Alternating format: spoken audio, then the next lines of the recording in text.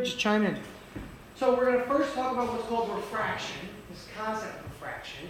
In the last class, if you remember, I asked you to watch the last 2 or 3 slides over the weekend, and that was on reflection. And you saw that a specular surface reflected light at the same angle that the light hit the surface. And that's like the example of playing pool. If you've ever played billiards and you hit the cue ball into another ball and it hits the side, the angle that it goes into the side at is the same angle it will come out. It's the idea of the law of reflection, But if the surface were, as we call it, diffuse, meaning rough, like this table does not reflect as well as, for example, the surface of this glass. I mean, I can see myself physically in the glass because of its specular nature. That's physically why. So we talked about reflection in the last concept, in the last section. Now we're going to talk about the word refraction. They sound similar, so when I talk about them, I'm going to specifically enunciate it, right? This is refraction, or not reflection. So we're going to first talk about when it occurs. Then we'll talk about what happens when it passes from one medium to another. And finally, we'll use what's called Snell's law. Snell's law. And these are allusions to the reason for this, by the way. So these ideas here are going to be included in our analysis for this. Let me zoom in real quick. All right. So let's start with this term refraction first. Refraction is when light gets bent, physically gets bent. So you see a light ray that's going in this direction. It hits another surface. The other surface is made up of a different material. So let's say, as you see in this example, on the left side, we'll start. From air into glass. From air into glass. So normally, and we saw this, did I show you guys the video of Cosmos? That was the other section yet. You recommended it. I showed the other section. You guys are going to see me next week, or this later this week. So we talked about the concept that light travels in straight lines. But suddenly what we're seeing is that when this light hits the boundary, it gets bent. And when it hits the boundary here, it also gets bent. It's not continuing along the predicted path. And what do I mean by predicted path? I'm referring to this. If this didn't get bent, the light should continue in this direction, along that blue line. That would be the path it should take. It should continue along that line. But suddenly it bends toward the normal. It bends toward the normal. The word normal, by the way, is this dashed line. That dashed line, let's call that the normal. N-O-R-M-A-L. What does that remind you of when you hear the word normal? We've used it before this year, right? We used the word normal. Normal force. And normal force was always blank to the surface. The normal force acted blank, on the blank, to the surface. What was the word that we always used? Perpendicular. The normal force always acted perpendicular to the surface. Take a look at this dashed line. It is perpendicular to the surface interaction, really. Right? The surface between the air and the glass. So this is physically, this example is light coming in from the outside, right, outside of the room, hitting the glass. And when it's inside of the glass, that light gets bent. That light gets bent. But you know what? When it leaves glass, it bends back. You see what I'm saying? Watch this. So going from air to glass, it bends toward the normal. And now it's in the glass, coming in at that bent angle, and then when it hits air, it bends back, away from the normal. And it turns out that this incident ray over here, entering from air into glass, that incident ray is the same angle as this ray at the end. It comes out at the same angle, which is why if I look outside right now and I look out the window, I don't see anything distorted. That building doesn't look like it's shifted over or the shape is staggered, because the light is passing through the glass, getting bent, and then back into air, which bends it back. But while it's in the glass, it's bending toward the normal because the waves are slowing down. What happens is when it moves, so what's the fastest thing that light can travel through? What do we say? The speed of light in a, what's the word we always use? In a vacuum. A vacuum is the absence of a medium. Physically, there's no medium. When light travels through air, it's pretty much going at the speed of light. A little less, because it's not in a vacuum. And when it hits glass, what happens is the glass material, quartz or whatever glass is made out of, specifically this is probably not quartz, slows down the light ray. And the wave fronts, the way the wave fronts move, actually get slowed down and pushed back. And instead of continuing along this path, that slowing down effect bends light toward the normal. When it slows down. Probably good to write this down. It's slowing down from air to glass, and it bends toward the normal. But when it's going from glass to air, it's not slowing down anymore. Instead, it's speeding up. Again, when it goes through glass, think of you walking through water. It would go so slow to walk through water, and then suddenly there's no water. You can walk much faster. That's the light ray. That's physically it. The light is trying to go through glass, water, you walking through something viscous like glass is for a light ray, slowing it down, and then it exits into the air. And because it exits into the air, instead of traveling along what we would call the predicted route here, along that blue route, it bends away from the normal. Again, I'll use yellow to show that. The bending, meaning this line is no longer there, but it bends away from the normal. Whereas earlier it bent toward the normal. The yellow arrow is indicating a bending in this process. So light is physically being distorted. It's being distorted when it passes through these different media. And our nomenclature is at the bottom here. Theta I is known as our angle of incidence, and theta R is known as our angle of refraction. Refraction, not reflection. Okay? Not reflection. Not to be confused with, especially.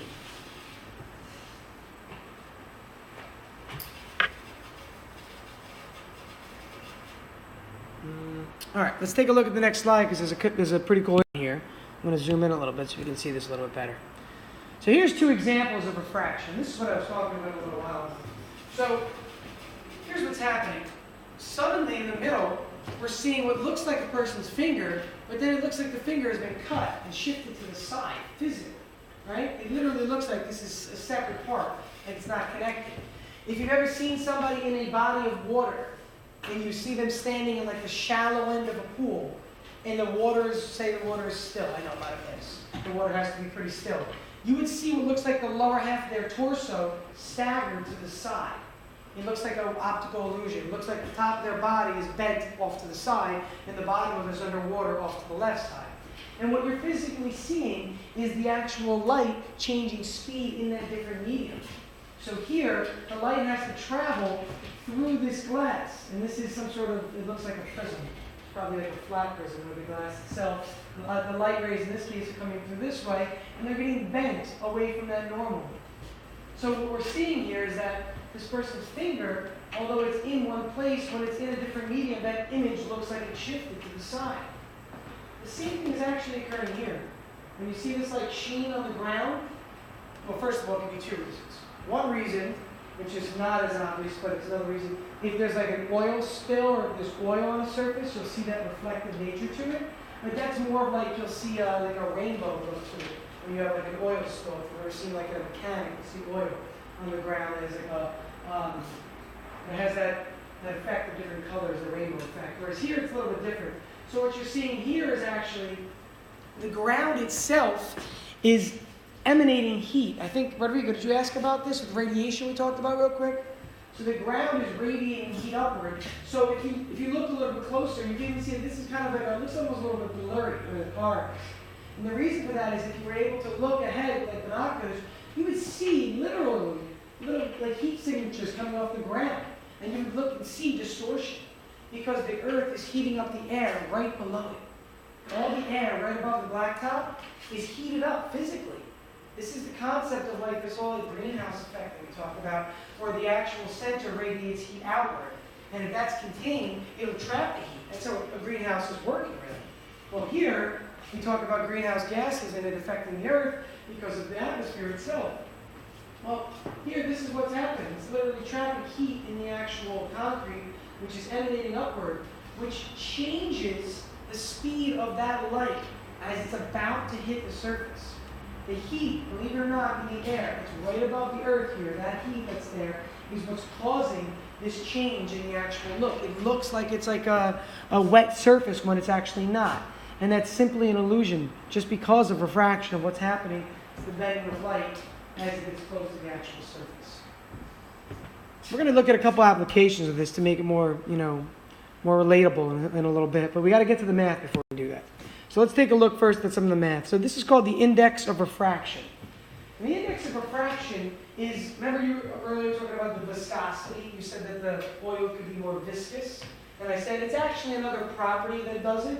This is the property. So the property of the oil and the glass that matters here, we're kind of getting to why this works now. The property is called the index of refraction. It's a constant n for each material.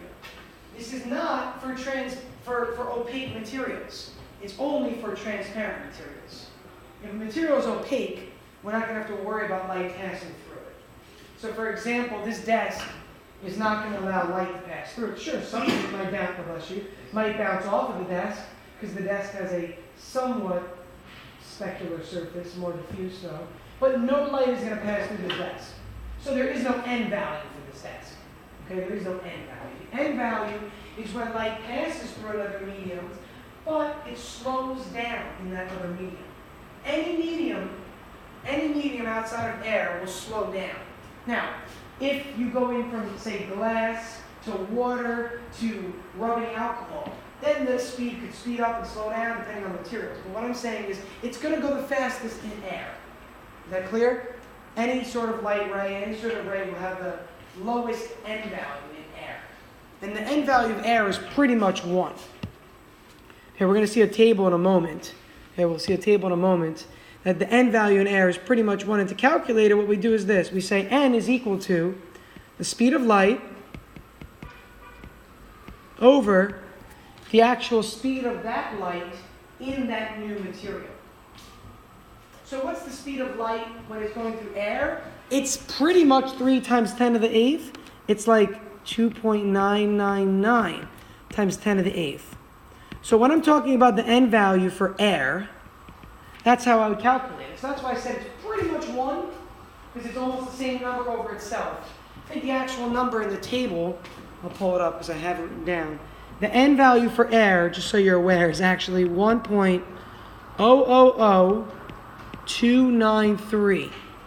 That's the n value for air. And I think the value I'm giving you here also, by the way, is just an estimate.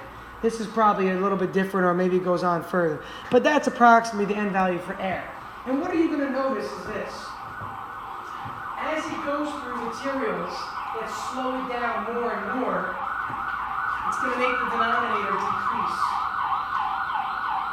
So if it goes, Doppler effects, by the way, sound waves, you notice the pitch change in the frequency of the actual sirens outside? It was a little bit different pitch as it approached, and then when it passed, it was different. Because the actual, the actual ambulance is causing those sound waves in front of the ambulance to get compressed. Because the speed of the ambulance is actually close enough to the speed of sound, it's not really, but it's close enough to cause that effect. But then, when the ambulance passes you and the wave is trailing, the wavefronts spread out. It's kind of interesting. The front of it sounds different pitch. You'll hear a higher pitch when it approaches and a lower pitch when it leaves you. Next time it goes by, listen to that. It's called the Doppler effect. It's something we didn't cover, but I put it on like the physics page because it's a topic on your subject test. You're taking the SAT subject test, so it's on your notation. Anyway, so the speed of that light ray in different media will reduce, significantly will reduce. So this number right here will be a lot less for materials like water, glass, oil, anything else besides pretty much air. That number will be a lot lower. So what we're seeing is we're going to see that the V value will go down.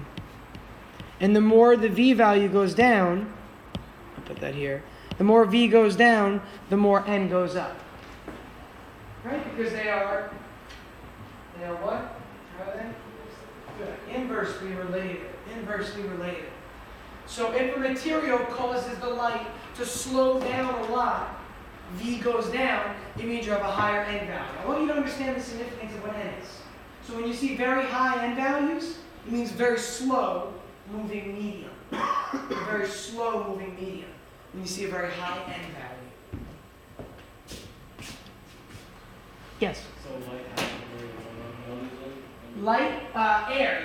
The medium air has a very low N value. The lowest possible could be 1. Because remember, can any number ever exceed the speed of light? The speed of light is the fastest speed possible. So this numerator is always going to be bigger than the denominator. Nothing can exceed the speed of light. So the denominator will always be less than the numerator. This will never be less than 1 then. Think about it. If you put a bigger number over a smaller number, you always get a number that's greater than 1 every time. So all n values, you can write this down if you want, all n values will be greater than or equal to 1. All n values will be greater than or equal to 1. Because again, the numerator will always be greater than the denominator. I should say greater than or equal to, because in a vacuum it's the same. Let's look at some relative n values in a table you do not have to memorize. I'm just going to look at some relative n values. So what we're going to notice is some interesting phenomena here. And for those that, if you're interested in jewelry, you'll pick up on this right away. Notice diamond and cubic zirconia are very close to one another. And if you've ever gotten a piece of jewelry, a diamond looks very much like cubic zirconia. It's what you would consider like a knockoff diamond, is the phrase for it. Now, it is not the same as diamond. It is not the same structure at all. Diamond is the hardest material on the Earth's surface, or known to man. That's why you have blades on like certain tools that are diamond tipped or diamond coated, because diamond is the hardest material. There's a hardness factor that is the greatest on Earth. So you can take a diamond and try to like scratch metal, and it will scratch the metal. So what we're talking about here is diamond and cubic zirconia. Cubic zirconia is not the same. Cubic zirconia will scratch very easily. And that's the easiest way you can tell if something is actually not a diamond. You can actually scratch the surface of cubic zirconia if you're trying to test if it's not a real diamond. The interesting part, though, is that their n values are very close, relatively speaking. Look at the others. 1, 5, 1, 3, 1, 6, 1, 5, 1, 3. Really low 1 values in gases, right? Look at these values, 2, 2, and 2, 4. The fact that those are close is not a coincidence. It makes them both sparkle the same. It makes them both look similar. Okay, that index of refraction. Because it really is just, diamond looks just like glass. But it sparkles. Why does it sparkle? It has to do with this number. And we're going to talk about this number in the next section a little bit more. About why diamonds sparkle and why cubic zirconia is a good knockoff for it. But just recognize the relative numbers on what you see. Okay, and then these other ones a little bit lower. In liquids, relatively lower. And then suddenly in gases, very, very low. Which makes sense. It's easier to travel through gas than it is through a liquid, and even further than through a solid, right? Think about it yourself, physically. Traveling through a gas is pretty easy. But then you go to travel through a liquid, any liquid, it's a lot harder to walk through liquid than it is gas. That's like the light ray, physically feeling that factor. And that's why this gas is such a low n value, because the velocity is pretty much the speed of light. The gas doesn't really slow it down much. Carbon dioxide, air, doesn't really slow down the light wave much, so this is close to 1. These slow it down more. This slows it down a lot. Those values slow it down a whole lot. Okay, so that's the concept here of the n values. Higher n value slows down the wave fronts more. Higher n value slows down the wave fronts more. All right, let's take a look at an example if we use this equation here. So Snell's law is the equation I'm going to give you. It's on your formula sheet. And Snell's law is simply a relationship between the index of refraction of the two materials and the angles of incidence and refraction. So the material that it's entering from is called the incident material. The material it's going into is called the refracted material. So this is like medium 1 and medium 2. That's all it is. Going from here, whatever you start in, whatever medium that is, you'll use those numbers for. And then you go to this other medium. So we'll look at an example to see how this works, to get an idea of numbers for this. So we've got a light wave traveling through air. So it's in air to start. Think about that right away. It's in air to start. It strikes a flat, smooth surface made up of fused quartz. So we're going to have to use our table. Think about materials already. At an angle of 25 degrees to the normal. At an angle of 25 degrees to the normal. Determine the angle here of refraction. Determine the angle of refraction. So when I think about a diagram of this, that's the first thing I probably want to draw. Let's start with air, and this is fused quartz. I've got a light ray. I'm going to draw the normal always first. It's very useful to draw your normal first, and then draw your angle with respect to that. This is one of the few times that your angle is measured with respect to the y-axis, or the normal. Usually we measure the angle with respect to the nearest x-axis. So this angle of 25 degrees is right here. That's the incident angle.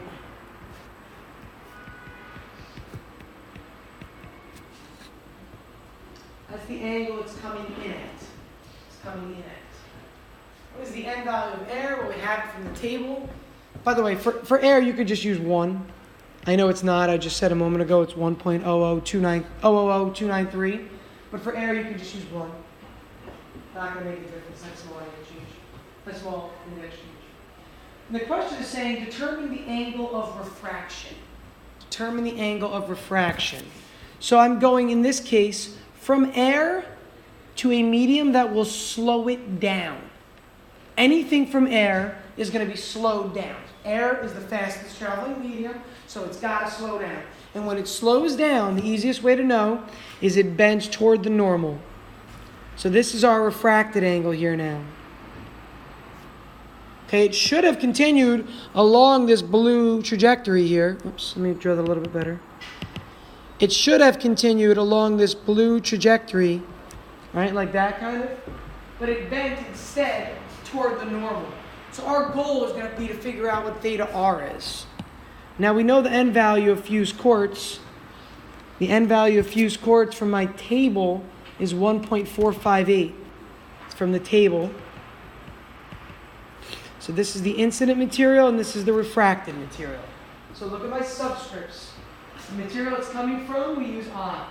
The material it's going into, we use R. That's incident, that's refracted material. And now we just have to use the formula. Okay, now we have to use the formula. So the formula tells us Ni sine theta I equal to Nr sine theta R. So here we're going to clearly have to use inverse trig functions. Because what am I trying to solve for? What are we looking for? What are we looking for in this problem? What are we looking for? Yeah, the angle of refraction.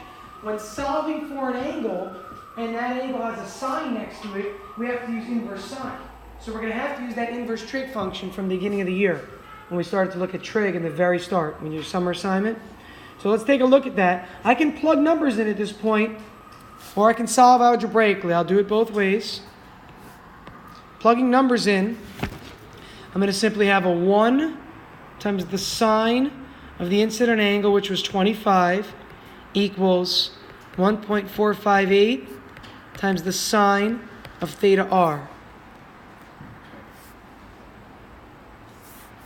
I can carry this down by dividing by 1.458.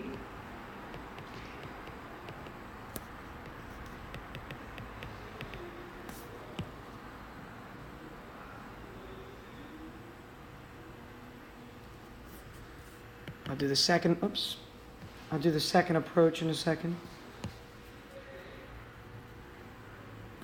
If I divide by 1.458, I'm left with only sine theta r on the right-hand side. Those cancel. And then I want to get rid of the term sine, so I have to do the inverse of both sides. Now, when you're doing this, little words of wisdom here. When you take an inverse function for a trig function, you want to keep as many decimals as possible. So if you're going to type in your calculator sine 25, hit enter, divide by this number, hit enter, you're going to have a lot of decimals. I would recommend pressing second sign, second answer to call out the previous answer with all those decimal spots. Or if you're going to just sit there and type in at least 4 or 5 decimal spots when you're doing the sine inverse to get rid of sine. Okay, it really will help you to be more precise with your answer. So again, theta r is the sine inverse of that whole thing. And sine inverse don't cancel each other out there. Don't try and cancel those. Okay, these are numbers here, right? These are numbers. So make sure not to try and cancel these. They don't cancel each other. So you're going to do sine of 25 over 1.458, then do the sine inverse of that.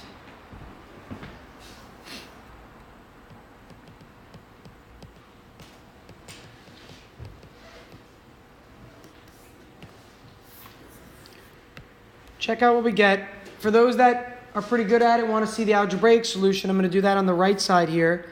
So since I'm looking for theta r, which is what my goal is to figure out, in red I just circled it, I'm going to start by dividing by nr. I'll get rid of this nr right here by dividing by it. Makes the formula ni sine theta I over nr. That'll leave me with sine theta r. And then I use the capital R, sorry, down here, and I've been using lowercase. Sorry, I used cat. It's the same thing. Forget if your book uses upper or lowercase for that. Then I want to get rid of the sine function in front of this theta r here. So I take the inverse sine of both sides. So again, this answer becomes sine inverse of that whole thing.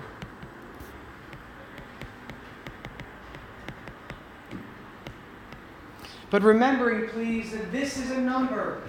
This is a number. You're not going to do sine inverse of sine and try to cancel these. That's a common mistake I've seen. This has a value, 25 degrees. This is the number 1. This is the number 1.458. It's literally coming from right here and carrying it down. But both approaches are good to see. Okay, algebraic or numerical. What do I get for a number? 16.5.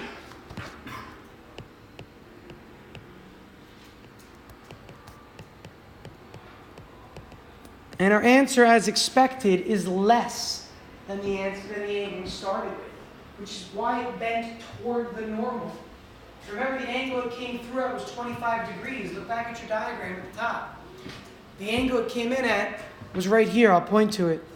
Right here, 25 degrees. But now it's coming out at an angle that's much smaller. It has bent toward the normal. I kind of exaggerated, it looks like a little bit. 25 to 16 shouldn't go that far, really. Okay, but around 16 degrees is our exiting angle, 16.8. Let's take a look at, I think, one more. Yeah, I want you to practice one more of these. Okay, just because it's a different thing we're solving for here. Why don't you try this one on your own? Take about a minute or so. This shouldn't take you very long, actually. Okay, take about a minute or so to set it up, and then I'll start writing the setup on board. Think about listing your givens. Think about using the only formula we've used in this section now. There's only one formula so far. And make sure to list your givens so you know what you're working with here.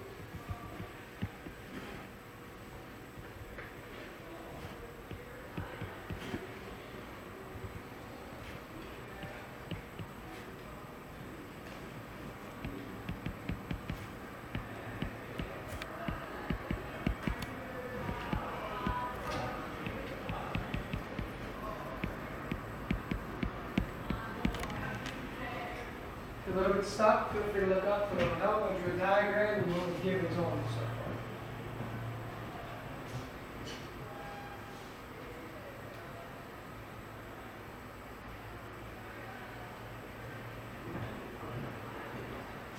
You don't have to. It's not the end of the world. Because the formula is enough to use. I happen to just like to draw it, but you don't have to. Now, it could be useful when you get to, like, some of your examples have 3 materials. So imagine light starts in air, travels into glass, and then from the glass it goes into water. To see the shape of the bending effect. You can do it all with math. Why is it important to note that we're trying to find NR? How do I know that I'm looking for NR? What will NR tell me? If I get NR equals 1.7, what's that going to tell me, James? The material. The material. How come? Where am I going to look to find that? The chart. Yeah, just find it in a table somewhere. So if I can get the N value of whatever this is, the second material, I can look it up in a table and see what it is. This is a widely used technique in forensic science. Real interesting. We did this as an experiment in forensic science class for seniors, where they actually use hair and different materials. So you'll actually see that like certain materials have this, and I'm going to talk about this halo effect again here. It's called, I think, Beck's law or something like that, the halo effect. And it has the exact same effect as what we're seeing over here, which I'm going to talk about exactly what that is. Can we get NR here? What do we get for NR? This is just going to be 1 times sine of 30 equals NR times the sine of 12. So let's divide both sides by sine of 12. We have a double, so don't worry.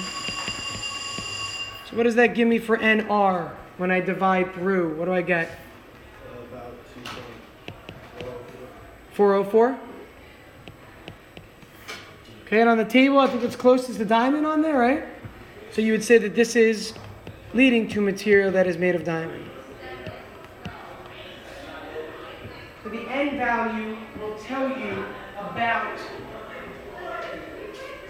the material, just like density or mu or some other material property tells us what we're working with. Okay, it tells us what we're working with here. Okay? So let's talk about this before I give you guys a quick break. I'll let you get a drink if you want to stop, but just while we're on the topic before I hang out the labs. So, now that we've done this, what do you think about vegetable oil and Pyrex? What do you think they have in common or share? I use vegetable oil and Pyrex as the material.